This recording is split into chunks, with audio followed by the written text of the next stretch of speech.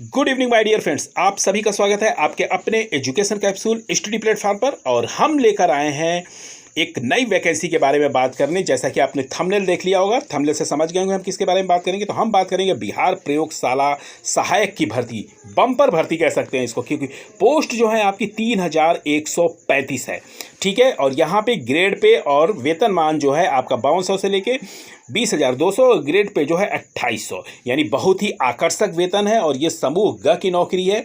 ठीक है, और इसमें आपकी शैक्षिक योग्यता जो है वो इंटरमीडिएट है। ठीक है, तो आपको जरूर इस पोस्ट को या इस फॉर्म को जरूर भरना चाहिए। और इसकी जो डेट ऑफ स्टार्ट है ये 4/3/2025 से होने वाली है, यानी आज से इसके डेट ऑफ स्टार्ट चालू हो जाएंगे। ठीक है, तो आइए इसके बारे में हम फुल नोटिफिकेशन को देखना पड़ेगा। तो आइए चलिए हम देख लेते हैं इसके विस्तृत नोटिफिकेशन को, तभी हमें पता चलेगा कि अप्लाई करने के लिए क्या क्या आपके पास योग्यताएं होनी चाहिए और कितनी फीस लगेगी आपकी, और आपका जो पेपर का मतलब जो आपका सिलेबस होगा वो सिलेबस क्या होगा। ठीक है, तो चलिए हम चलते हैं इसके नोटिफिकेशन पे। तो जैसा कि आप देख पा रहे हैं हम आ गए हैं इसके ऑफिशियल नोटिफिकेशन पे, जो कि निकली है बिहार तकनीकी सेवा आयोग की तरफ से, बिहार सरकार की तरफ से।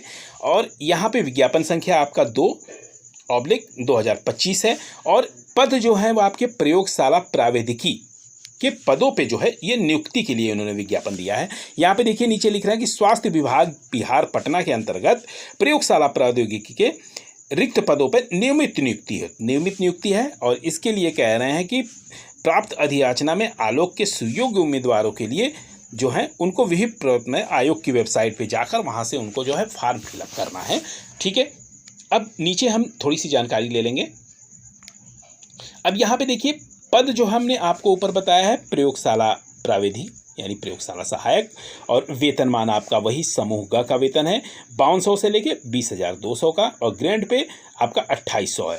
ठीक है, अब यहाँ पे शैक्षिक योग्यता की अगर हम बात करें तो यहाँ शैक्षिक योग्यता की बात करें तो यहाँ पे है इंटरमीडिएट में जो है आपका, अगर आप इंटरमीडिएट पास हैं तो इसको भर सकते हैं, लेकिन साथ में शर्त यह है कि आपके पास भौतिकी विज्ञान, रसायन विज्ञान और जीव विज्ञान और अंग्रेजी के साथ आपने इंटरमीडिएट उत्तीर्ण किया हो, तभी आप भर सकते हैं। हाँ, लेकिन इसमें एक और योग्यता आपके पास होनी चाहिए। वो योग्यता है आपको बिहार में या फिर अन्य राज्य के द्वारा किसी मान्यता प्राप्त संस्थान से आपके पास प्रयोगशाला प्रौद्योगिकी का डिप्लोमा कोर्स होना चाहिए या फिर बैचलर की कोर्स का सर्टिफिकेट होना चाहिए। अगर ये चीज़ है तो आप इस फॉर्म को निसंदेह रूप से आप भर सकते हैं। अब हम नीचे चलते हैं, इसी क्रम में देख लेते हैं वैकेंसी कितनी आई हुई है। तो वैकेंसी देखिए ये कह रहे हैं स्वास्थ्य विभाग बिहार पटना में, यहाँ पे देखिए आया है 2,969, और अगर हम 765 भी ऐड कर दें तो ये 3,500 के करीब वैकेंसी जा रही है, क्योंकि 755 जो है 766 जो है ये आपका महिलाओं के लिए आरक्षण दिया जा रहा है। तो इसमें जो है महिलाओं की भी सीटें, एक महिलाओं के लिए मुझे लगता है कि बहुत ही अच्छी अपॉर्चुनिटी है, क्योंकि 35% महिलाओं के लिए क्षैतिज आरक्षण मिल रहा है इसमें। ठीक है, तो आप इस फॉर्म को जरूर भरें। आपके पास अगर सर्टिफिकेट्स हैं, वो आप पात्रता पूरी करते हैं, तो आपको जरूर भरना चाहिए। ठीक है, यहाँ पे देखिए अनारक्षित के लिए 902 है, 225 जो है EWS के लिए है, और 595 अनुसूचित जाति के लिए, अनुसूचित जनजाति के लिए 39 है, और 667 जो है अत्यंत पिछड़ा वर्ग के लिए 415, और 226 जो है पिछड़े वर्गों की महिला के लिए है। ठीक है, तो ये बहुत ही ग्रेट अपॉर्चुनिटी, इतनी बड़ी भर्ती निकल के आई है, तो आपको जरूर ये भरना चाहिए। ठीक है, आइए थोड़ा सा आगे बढ़ते हैं, तो हम उम्र सीमा के बारे में बात कर लेते हैं कि आपकी आयु कितनी होगी। तो यहाँ पे आयु जो आपकी होने वाली है 1/8/2024 से काउंट की जाएगी, और यहाँ पे आपका मिनिमम जो रहेगा वो 18 साल रहेगा, और यहाँ पर 37 साल रहेगा अधिकतम। ठीक है, अनारक्षित वर्ग की महिला को 40 साल दिया जा रहा है, और अगर पिछड़ा वर्ग और अत्यंत पिछड़ा वर्ग की महिला पुरुष हैं तो उनको 40 साल दिया जाएगा, और अनुसूचित जाति और अनुसूचित जनजाति के पुरुष या महिला जो भी हों उनको 42 साल दिया जाएगा। ठीक है, यहाँ पे हम बात कर लेते हैं कि आपकी फीस यानी शुल्क आपका आवेदन का कितना रहेगा।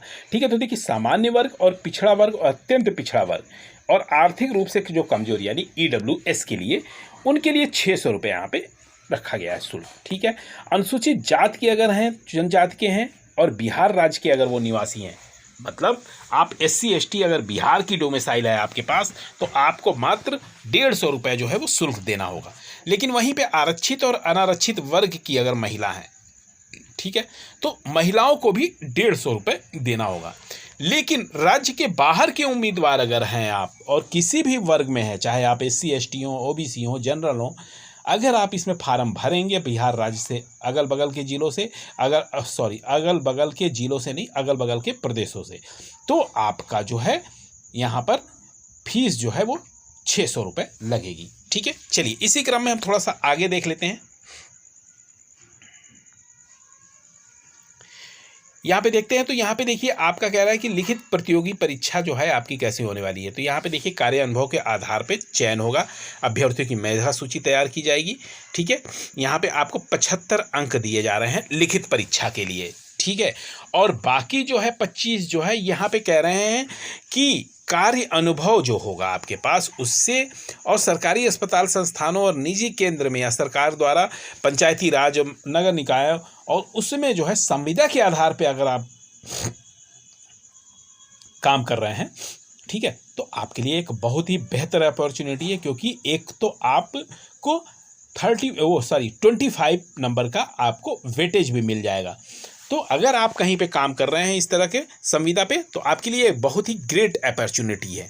ठीक है, चलिए आगे अगर हम बात करें तो यहाँ पे बात हो रही है लिखित परीक्षा।